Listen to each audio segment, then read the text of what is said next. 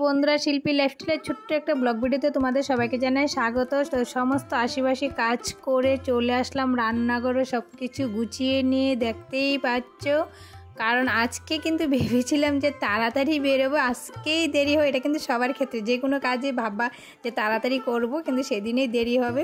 তো যাই হোক, উনুনে জাল ধরিয়ে বসিয়ে দিয়েছি রান্না। কারণ তোমাদের দাদাভাই বলছে যে আজকে একটু মাংস খাবে, তার মধ্যে আমার আসবে ছোটো ননদ, তো তার জন্য একটু মাংস করব। তো বেশি কিছু রান্না করব না, মাংসটা রান্না করলে তো তোমরা সবাই যেন একটু দেরি হয়, কারণ সব কিছু গুছগাছ করে নিতে হয়। আর শর্টকাট ভেবেছিলাম যে আজকে আলু সিদ্ধ, মানে আলু মাখা আর ডাল একটা ভাজি করব, তো সেটা হলো না। তোমাদের দাদাভাই বলছে তার মধ্যে ছুট দিয়ে আসবে, একটু মাংস না আনলে হয়, তার কারণে একটু মাংস এনেছে।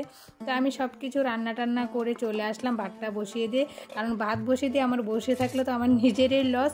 তো কাঠ দিয়ে আমি চলে আসলাম এদিকে এগুলো ধুতে। আর আমি কিন্তু ভাতের মানে মাংসের আগে সব কিছুই ধুয়ে নিয়েছি। মাংসটা অবশ্য আগে ধুয়ে নিলে আমি ভাতের সঙ্গে রান্না করতে পারতাম, কিন্তু মাংসটা যদি আমি রান্না করি একসাথে তাহলে মা খাবে না।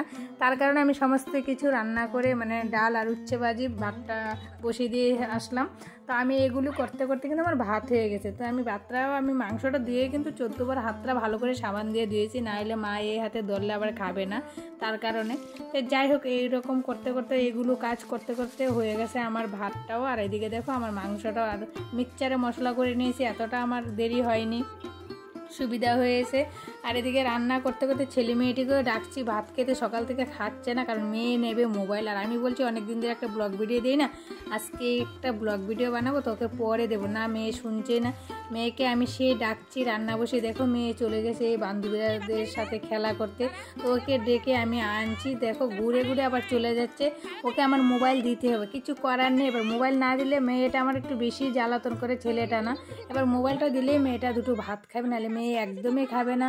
মেয়ে একটা বিশাল বদ আমার।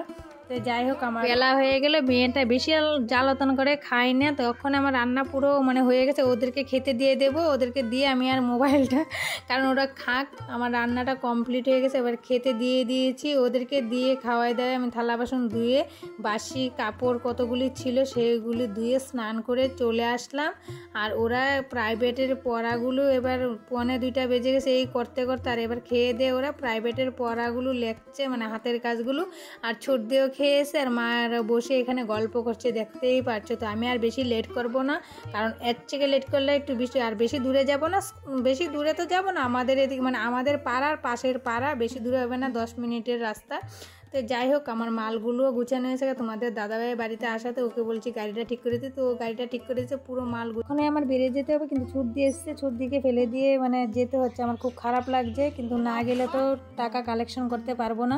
তার মধ্যে তোমাদের দাদাভাই বলছে যে আমি যেতে কি, মানে গাড়িটা সাইড করতে তোমার কি সহ্য হচ্ছে না, একটু দাঁড়াও আমি গাড়িটা সাইড করে দিতে। তোমাদের দাদাভাই গাড়িটা সাইড করে দিতেছে, আমি গাড়িটা সুন্দর করে বের করে নিয়ে এসেছি।